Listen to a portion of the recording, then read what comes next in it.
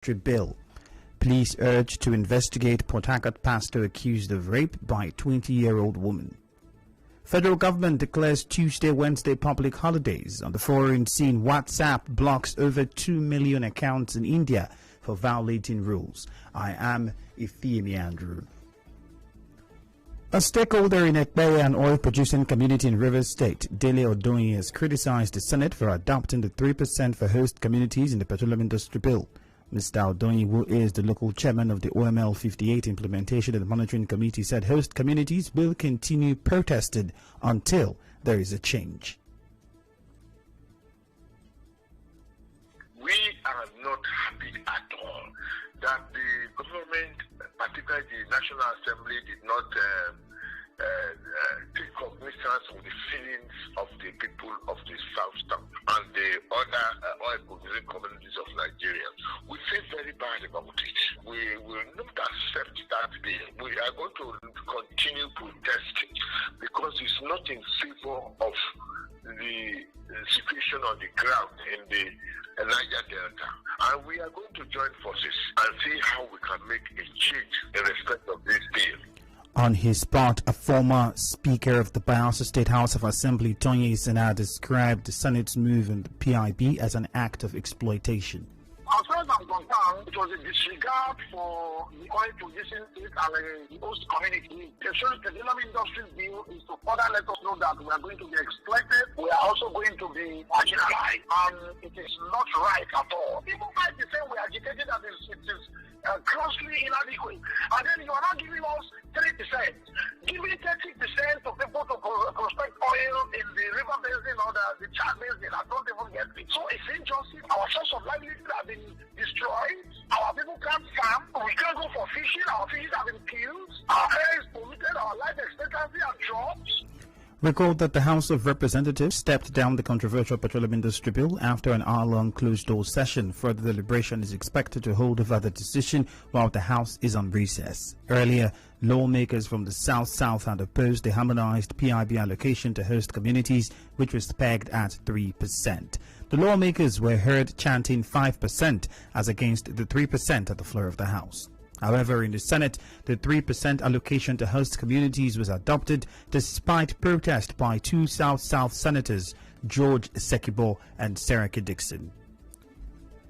The passage of the electoral in an interview with a correspondent, a social commentator in Port Harcourt, Emmanuel Ewayenama, said lawmakers who voted on the bill did so based on political interest and along party lines. He said the drama on the floor of the House yesterday showed the level of ethnic and regional divide.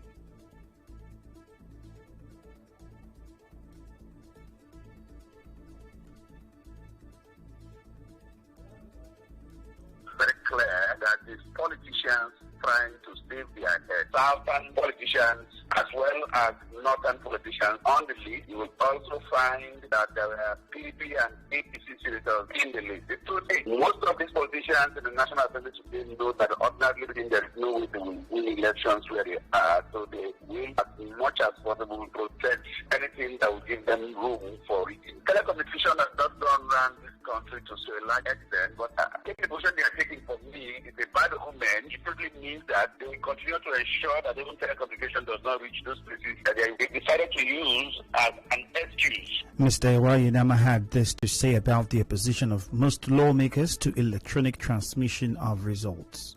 Politicians would always find ways to protect what they have stolen. The mandate they have, most of them have already stolen mandates, so they want to protect what they have stolen and remain stealing wherever they can. It's a pity for our country because I know we represented their pockets and themselves.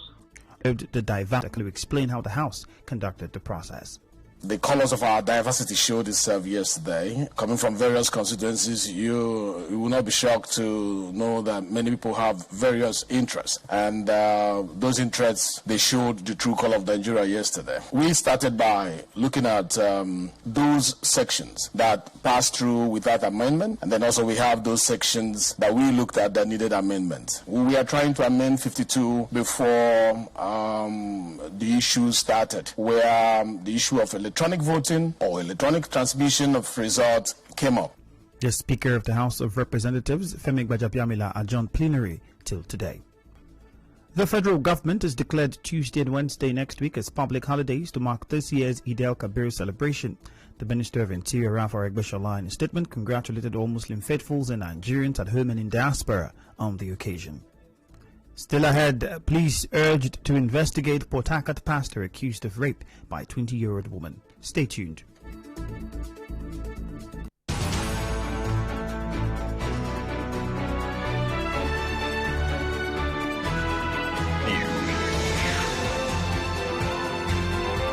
This is the news on 92.3 Nigeria Info.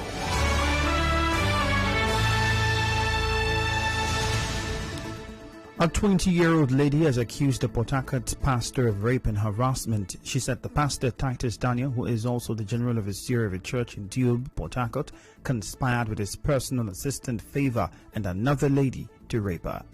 The old lady and this same girl, Favor, and Pastor Titi Daniel, they are the only three people that I saw there. Pastor Titi Daniel locked the door. He was the one that also hid the television volume of the light. The Favor and that same woman hold me before the Pastor Titi Daniel and I raped me in that same room, which after everything, they bring out a black substance and gave it to me that I should swear that whatever that happened in this place today, that I should not ever reveal it to any person. The 20-year-old lady protested at the front of the church last Sunday. In the meantime, a lawyer, Festus Banwin, with Human Rights Advocacy Group Center for Basic Rights Protection and Accountability Campaign, says the Commissioner of Police in Rivers State, Ebuka Friday, has been petitioned on the matter. We are simply asking for thorough investigation into the alleged rape and continuous sexual assault on the 20-year-old girl. And if anybody is found culpable, it should simply be tried in accordance with the law. At this critical time in the life of the 20-year-old girl, we are also asking the police to provide adequate security because there are threats from quarters as to her life and all that. So we are asking for protection of her life and actually for thorough investigation. The pastor is yet to reply to messages sent to his phone, but a woman picked his call and described the allegation as a blackmail. In business, the new borrowing limit set by the federal government, which expands its current debt portfolio from about 33 trillion naira to 61 trillion naira, is drawing concerns. Business expert Anthony Agbakuru says increasing the borrowing limit without any clear plan of clearing the debt is worrisome. The way it stands now, that higher limit is very threatening. The fear is that we will be leaving huge debt burden for the future generation, and that will be like digging grave for the unborn child, and it is quite unfortunate. When we check our debt profile over the years, it has been increasing, and it is unfortunate because we can't see proportionate growth in the economy as a result of the funds we have borrowed. It would not have been an issue because even at the mere corporate level, a big organization can still go to borrow. Mr. Agbakura, however, said how borrowed funds are spent is important. We all have seen how our economy has been moving. There would not be anything wrong in borrowing or even increasing the level of borrowing. But there is a critical question. What have we been borrowing for? The thing is, for what reasons have we been borrowing? Have we been careful in applying the funds borrowed? Are we borrowing for consumption or are we borrowing to increase our capacity, which is investment? It is unfortunate that we do not have very clear answers to these questions, and that is what the ordinary Nigerian wants to know. If our government assures us that all that we are borrowing are effectively applied for economic growth, the result of the growth will be higher than the cost of borrowing. In entertainment, Hollywood star Nick Cannon and one of his baby mamas, DJ Abby De La Rosa, are celebrating their twin boys Zion and Zillion, who clocked a month old. Abby De La Rosa took to Instagram to share a series of adorable photos of them posing with the children. Father of 7, Nick Cannon, has been vocal about his desire to expand his family. In sports, the Nigeria Customs Service has released the basketball kits and equipment meant for the men and women basketball teams at the Tokyo 2020 Olympic Games. The kits, which were donated to the team, was impounded at the seaport in Apapa, Lagos for over 3 months. Reports say customs had demanded 35 million naira to clear the goods. And now we'll bring you news from around the world. Messaging app WhatsApp says it blocked over 2 million accounts in India in May and June for violating rules. The service said 95% of these users were blocked for violating the limits of the number of times messages can be forwarded in India. The submissions were made by WhatsApp in its first monthly compliance report under India's controversial new IT rules. India is WhatsApp's largest market with over 400 million users. On the news this afternoon, you heard that reactions have continued to trail the Senate's move on the petroleum industry bill. Police have been urged to investigate the Port Harcourt pastor accused of raping a 20-year-old woman. The federal government has declared Tuesday and Wednesday public holidays. On the foreign scene, we told you that WhatsApp has blocked over 2 million accounts in India for violating rules. The news is edited by Choma Ezemafo. Contact our newsroom at 0818-900-0017. Partly sunny weather expected in Port Harcourt this afternoon. My name is Ifiemi Andrew. Thank you for listening and enjoy your day.